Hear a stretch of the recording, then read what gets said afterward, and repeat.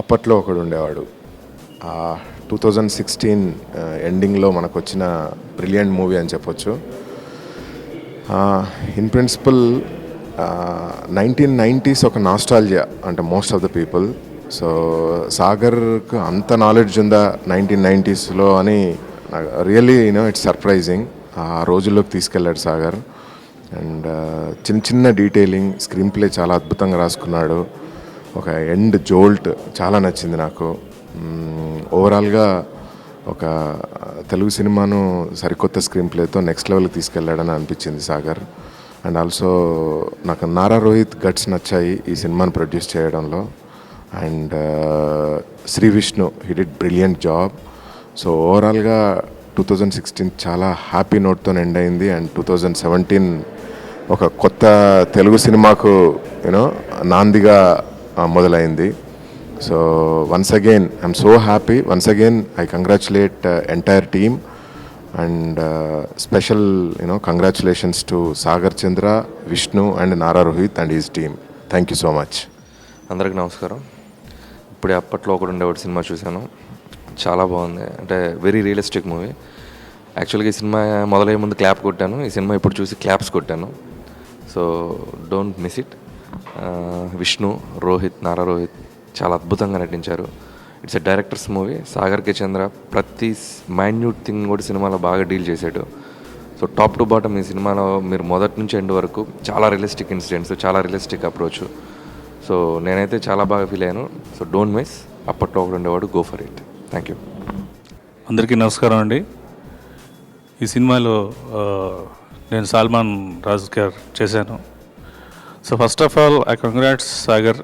ఈ ఇంత మంచి సినిమాని చాలా రోజుల తర్వాత హ్యాపీగా సినిమాలో ఎటువంటి పొరపాట్లు లేకుండా తను చాలా జాగ్రత్త చేశారు. అందులో నాకు నారా రోహిత్ గారు ప్రతి సినిమాలో క్యారెక్టర్ ఇస్తారు. సో ఈ సినిమాలో అందరం కూడా అండ్ ఈ సినిమాలో రోహిత్ గారి క్యారెక్టర్ కానీ,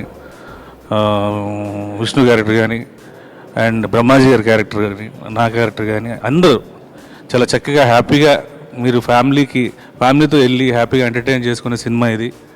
ఇలాంటి సినిమాలను కాపాడండి. ఇలాంటి సినిమాలు కాపాడడం వల్ల మంచి మంచి డైరెక్టర్స్ ఇండస్ట్రీకి పరిచయం అవుతారు. So I wish you all success to entire team. Please watch this film once again please. Thank you. అందరికీ నమస్కారం. అప్పట్లో ఒకటి ఉండేవాడు. ఈ సినిమా ఇప్పుడే చూసి బయటకు వస్తున్నాం.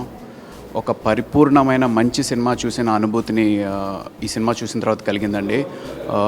ఇదేంటో భలే విచిత్రంగా 2016 ఏదైతే ఉందో ప్రతి మంత్ ఏదో ఒక 2 సినిమాలు తెలియకుండా ఒక 2 డైరెక్టర్స్ని మన తెలుగు సినిమాకి పరిచయం చేస్తూ ఒక అద్భుతమైన స్క్రిప్ట్లతోటి ఈ 2016 సాగింది. 2016కి ఆఖరిలో రిలీజ్ అయిన ఈ అప్పట్లో ఒకటి ఉండేవాడు కూడా ఇదే కోవలోకి చెందే సినిమా అనమాట. ముందుగా నారా రోహిత్కి, విష్ణుకి మనస్ఫూర్తిగా కంగ్రాచులేషన్స్ తెలియజేస్తున్నాను. ఎందుకు అంటే చాలా చక్కటి పర్ఫార్మెన్సెస్ ఇచ్చారు ఇద్దరు. చాలా న్యాచురల్గా ఒకరికొకళ్ళు పోటీ పడుతూ, అంటే రోహిత్ ఆల్రెడీ ఎన్నో సినిమాలు చేస్తున్నాడు, తనకి ఈక్వల్గా బ్యాలెన్స్డ్గా టఫ్ ఫైట్ ఇస్తూ విష్ణు కూడా చేశాడు. సో వీళ్ళిద్దరు క్యారెక్టర్స్ మధ్య జరిగే కథే ఈ సినిమా స్టోరీ. సో చాలా చక్కగా ఇద్దరు నటించారు. అండ్ మనస్ఫూర్తిగా థ్యాంక్స్ చెప్తుంది ఎందుకు అంటే సాగర్కి అనమాట. ఇంత చక్కటి సినిమా తెలుగు పరిశ్రమకి అందించినందుకు, ఇంత చక్కటి స్క్రీన్ ప్లే, కథ మొత్తం అంతా చాలా గ్రిప్పింగ్గా నడిచిన సినిమా అంతా. So to the entire team congratulations and very happy to be a part of it. Thank you. చాలా చాలా చాలా బాగుందండి. ఇంతియాజ్గా రోహిత్ చాలా బాగా చేశాడు. రైల్వే రాజుగా విష్ణు చాలా బాగా చేశాడు. డైరెక్టర్ ఎస్పెషల్లీ కొత్త, అంటే నాకు బాగా గుర్తుంది. అప్పట్లో శివ చూసినప్పుడు ఫస్ట్ టైం చూశాను, కొంచెం కన్ఫ్యూజన్ అనమాట. ఎలా బాగుందని అలా ఎలా అని అనేది. సెకండ్ టైం చూసిన, థర్డ్ టైం చూసినప్పుడు ఎక్కింది. ఇది నేను ఇప్పుడు సెకండ్ టైం చూసే సినిమా. ఎక్స్ట్రాడినరీ. ఫస్ట్ టైం కానీ నాకు ఇంకా ఎక్కువగా నచ్చింది. అన్ని చోట్ల అన్ని రివ్యూస్ బాగున్నాయి. అందరూ ఆడియన్స్కి నచ్చుతుంది. డెఫినెట్లీ పెద్ద హిట్ అవుతుంది ఈ సినిమా. ఈ సినిమాలు చూడాలి, వస్తుంటే అందరూ చూడాలి. కానీ ఈ సినిమాలు మాత్రం ఎట్టి పరిస్థితులు ఎవరు మిస్ కావద్దండి.